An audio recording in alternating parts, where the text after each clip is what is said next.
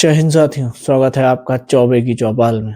और मैं आशा करता हूं कि आप सब खुश होंगे, मस्त होंगे। तो बस ऐसे ही अपना सपोर्ट इस चैनल के ऊपर बनाए रखिएगा। और आज हम चलेंगे उत्तर प्रदेश के एक और शहर की यात्रा पे। और आज हम चलेंगे उत्तर प्रदेश के एक और महत्वपूर्ण शहर बरेली की यात्रा पे। बरेली, जो कि उत्तर प्रदेश की राजधानी लखनऊ से लगभग 260 किलोमीटर की दूरी पर स्थित है।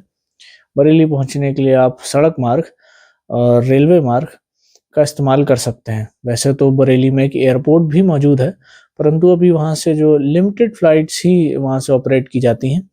तो ये कहा नहीं जा सकता कि किस शहर से वहाँ के लिए अभी प्रॉपर फ्लाइट अभी कहा नहीं जा सकता, लेकिन हाँ, आने वाले समय में इसका विस्तार की जो योजना है उसके ऊपर कार्य चल रहा है। और शहर में प्रवेश करने के बाद आप विभिन्न प्रकार के जो लोकल ट्रांसपोर्ट्स हैं उनका इस्तेमाल कर सकते हैं। हाँ, जो उत्तर प्रदेश मेट्रो कॉरपोरेशन है उसके द्वारा जो फ्यूचर प्लान्स की अभी थोड़े दिन पहले घोषणा की गई है, उसमें बरेली का नाम भी शामिल है। इसका मतलब ये है कि आने वाले समय में जो बरेली है उसमें मेट्रो दौड़ती आप सबको नज़र आएगी।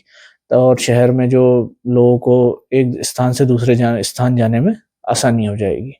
इसके अलावा अगर हम बात करें बरेली के इतिहास के विषय में, तो बरेली का इतिहास भी सदियों पुराना है। और 1857 की जो भारत क्रांति हुई थी भारत में, उसमें भी बरेली के क्रांतिकारियों का योगदान था और वह बरेली से दिल्ली तक पहुंचे थे।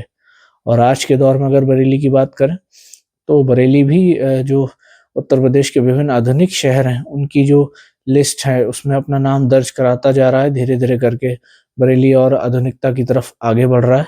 और ऐसे ही अगर बात करें बरेली में जो शिक्षण संस्थान है, तो यहाँ पे रोहिलखंड यूनिवर्सिटी मौजूद है। इसके अलावा उससे जो जुड़े हुए कई विभिन्न कॉलेजेस मौजूद हैं, कई इंटरनेशनल और नेशनल स्कूल्स मौजूद हैं, इंजीनियरिंग कॉलेजेस मौजूद हैं, जिसमें बरेली ही नहीं उसके आसपास के क्षेत्रों के भी छात्र पहुंच के अपनी शिक्षा ग्रहण करते हैं। शिक्षा के क्षेत्र के साथ साथ बरेली जो स्वास्थ्य व्यवस्थाएं हैं उनमें भी काफ़ी आगे बढ़ा है। बरेली में विभिन्न प्रकार के हॉस्पिटल्स मौजूद हैं, जहाँ पे बरेली ही नहीं आसपास के क्षेत्रों के जो लोग हैं वो भी वहाँ अपने इलाज कराने पहुँचते हैं।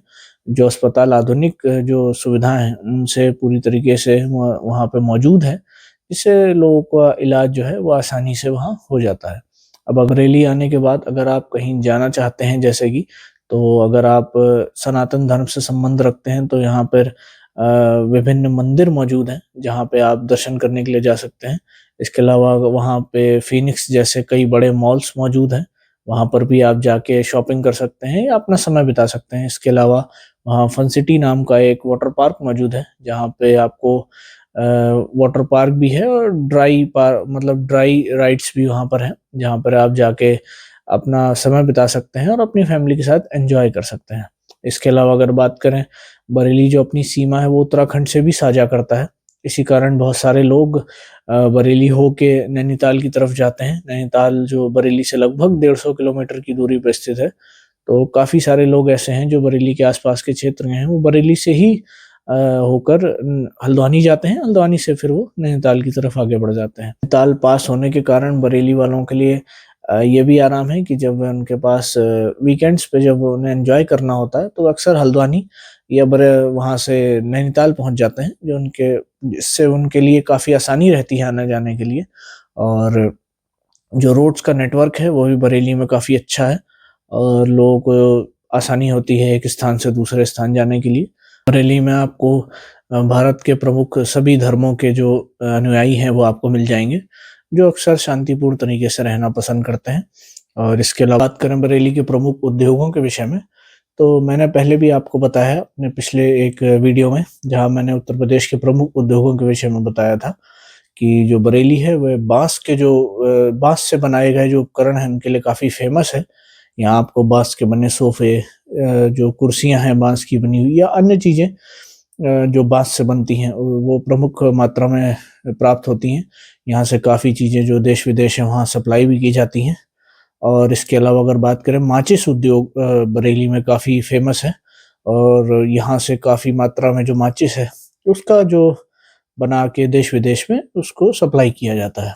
तो इसके अलावा भी और भी कई सारे उद्योग हैं जो बरेली में उसके आस-पास के क्षेत्रों में संचालित है। एक आर्मी कैंट भी मौजूद है और यहाँ बरेली में एक इंडियन एयर फ़ोर्स का एयरबेस भी मौजूद है, जो अपने तरीके का एक अनोखा एयरबेस है, जो कि अंडरग्राउंड बना हुआ है जहाँ से भारतीय वायुसेना के कई प्रमुख जो जहाज हैं वो ऑपरेट किए जाते हैं। और अक्सर 26 जनवरी की परेड में हम जब देखते हैं एयर शो, तो बरेली से भी कई विमान यहाँ से ऑपरेट किए जाते हैं। तो यही थी कुछ बरेली की यात्रा। और इसके अलावा अगर कुछ छूट गया हो, तो अगर बरेली से आप लोग देख रहे हैं तो प्लीज़ कमेंट सेक्शन में ज़रूर बताइए। आप लोगों को मेरा कंटेंट किसी भी लिहाज से अच्छा लग रहा है तो प्लीज़ चैनल को सब्सक्राइब कीजिएगा, वीडियो को लाइक कीजिएगा और कमेंट सेक्शन में अपनी राय दीजिएगा कि मैं और अगर कुछ इम्प्रूवमेंट कर सकता हूँ तो मैं ज़रूर उसको करूँगा।